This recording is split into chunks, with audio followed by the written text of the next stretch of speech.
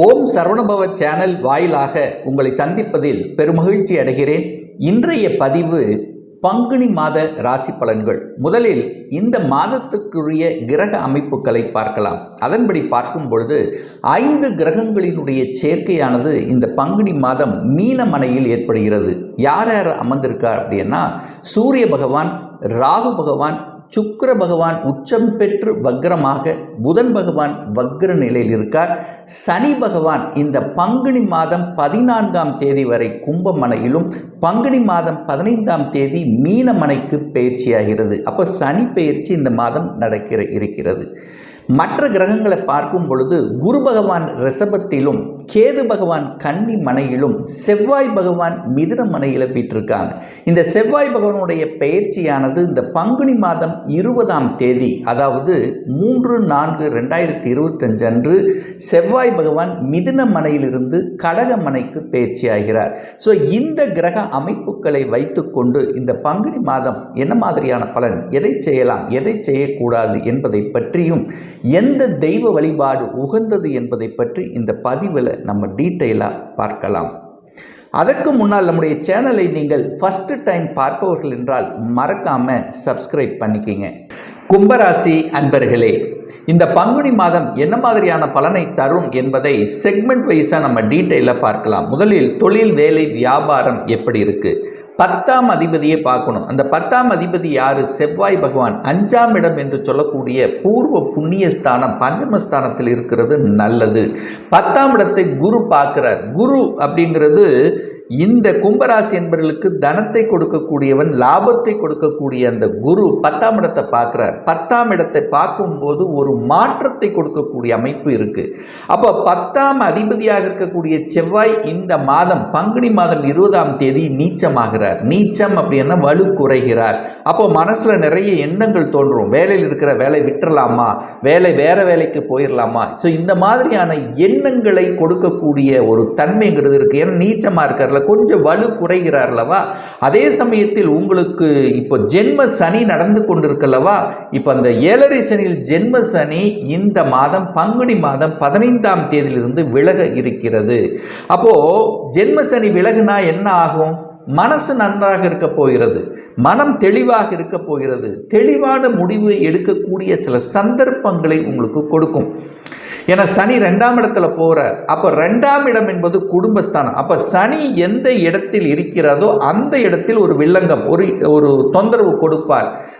அந்த இடத்தை, அந்த பாவத்தை பாதிப்பார் என்பதுதான் அமைப்பு. அப்போ என்ன, குடும்பஸ்தானத்துக்கு போகிறார். அப்போ குடும்ப விஷயத்தில் கவனமாக இருக்கணும்.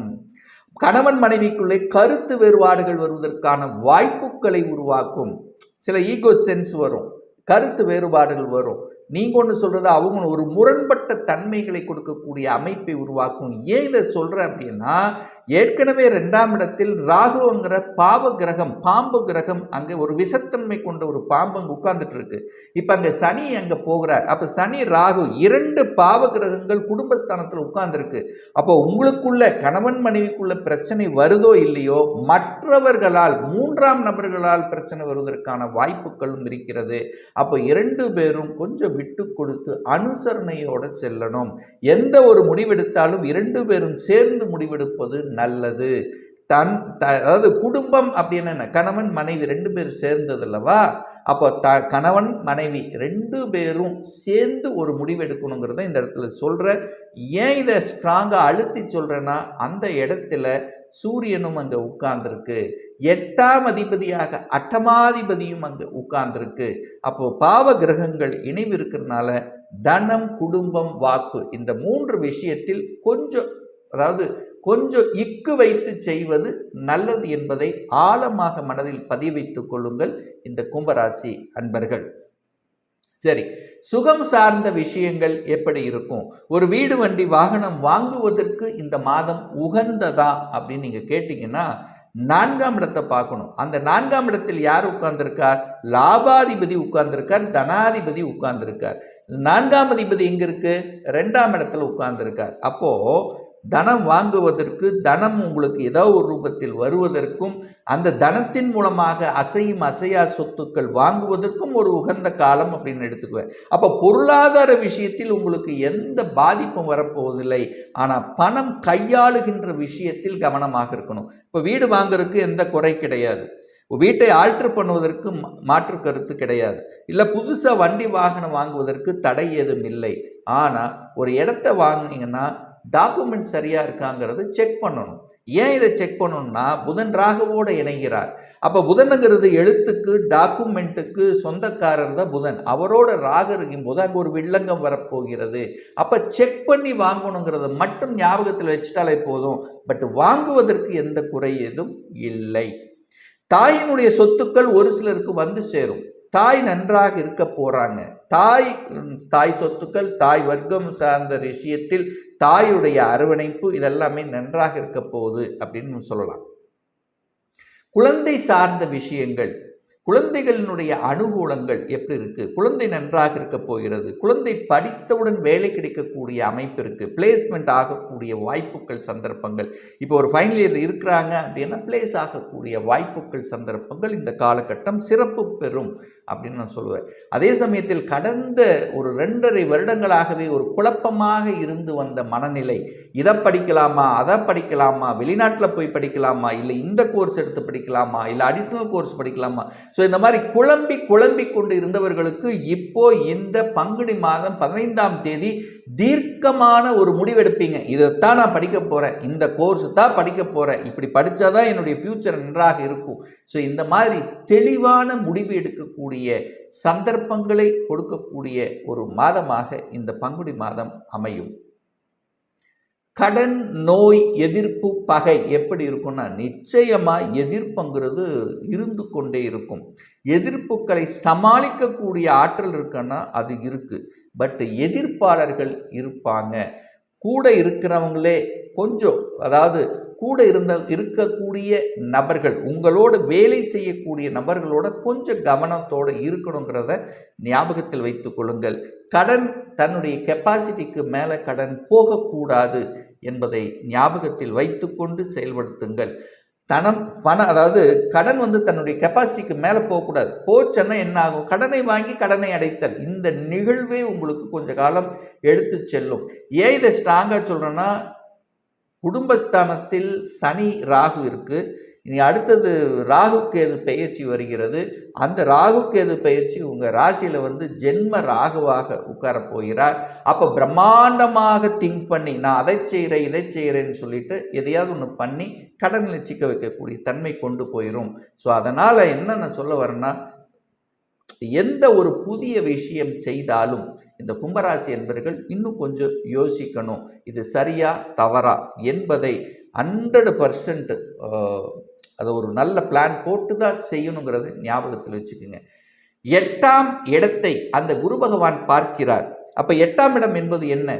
ஒரு வலி வேதனை சொல்லக்கூடிய இடம் அல்லவா? அந்த இடத்தை குரு பார்க்கிறார்.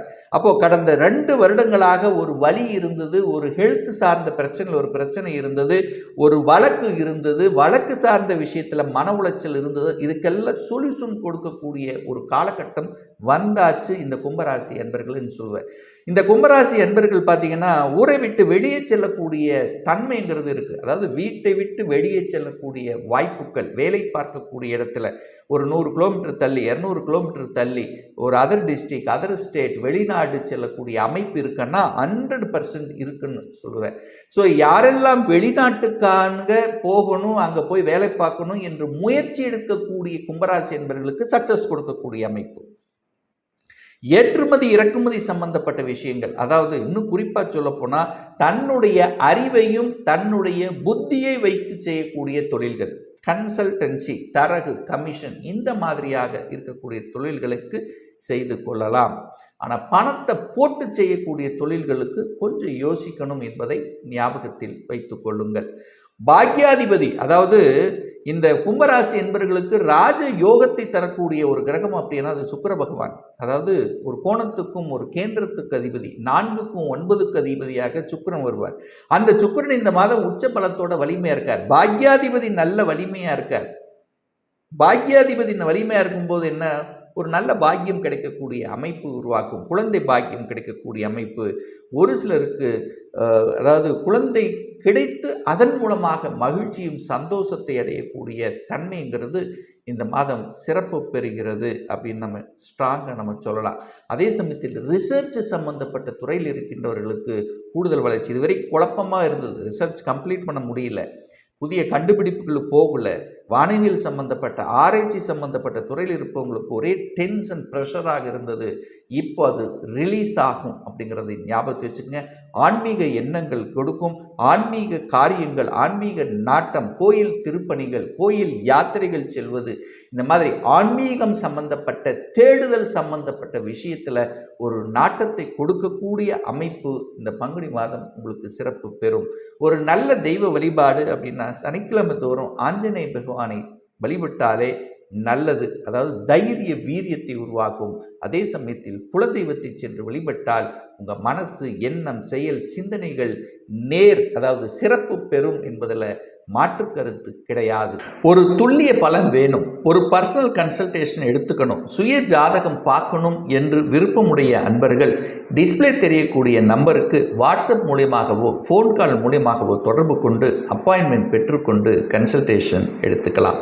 நம்முடைய அலுவலகம் கோயம்புத்தூரில் அமைந்துள்ளது. அதாவது கோயம்புத்தூரிலிருந்து மேட்டுப்பாளையம் செல்லும் வழியில் வெள்ளக்கிணர் பிரிவு பக்கத்தில் அமைந்துள்ளது. பிரியர் அப்பாயின்மெண்ட் வாங்கிட்டு நேரடியாக கன்சல்டேஷன் எடுத்துக்கலாம். ஆன்லைன் கன்சல்டேஷன் இருக்குது. அதாவது வாட்ஸ்அப்பில் உங்களுடைய பெயர், தற்போது வசிக்கும் இடத்தை குறிப்பிட்டு அப்பாயின்மெண்ட் வாங்கிட்டு ஆன்லைன் மூலமாகவும் கன்சல்டேஷன் எடுத்துக்கலாம். இந்த பதிவு நிச்சயமாக ஏதாவது ஒரு ரூபத்தில் உங்களுக்கு யூஸ்ஃபுல்லாக இருக்குங்கிறதுல எந்தவித மாற்று கருத்தும் கிடையாது. நம்ம சேனலை நீங்கள் ஃபஸ்ட் டைம் பார்ப்பவர்கள் என்றால் மறக்காமல் சப்ஸ்கிரைப் பண்ணிக்கிங்க. பக்கத்தில் இருக்கக்கூடிய பெல் பட்டன் மற்றும் ஆல் நோட்டிஃபிகேஷனை கிளிக் பண்ணும்போது நான் போடக்கூடிய அடுத்தடுத்த பதிவுகள் உங்களுடைய நோட்டிஃபிகேஷனில் வந்து சேரும். மீண்டும் ஒரு நல்ல பதிவில் உங்களிடமிருந்து சந்திக்கும் வரை உங்களிடமிருந்து விடைபெறுவது உங்கள் அஸ்ட்ராலஜர் டாக்டர் சதீஷ்.